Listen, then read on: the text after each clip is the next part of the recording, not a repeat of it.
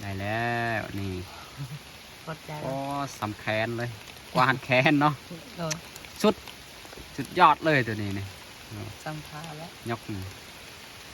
โอ้ ขาจัวมัน สำขาดจนห่อยเลย แล้วจัว ตัว เนาะ นี้ได้แล้ว ประมาณ3มือเปล่า3มือ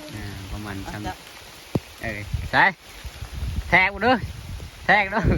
มาได้เลย แทกเว้ง ว้า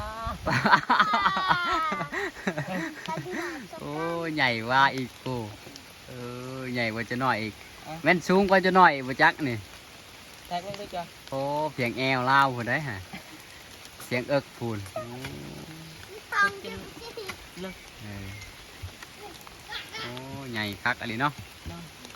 มีได้มาแล้วตอนนี้เลือกเพื่อแล้วเอางานได้มาแล้วเด็กทมขึ้นมานี่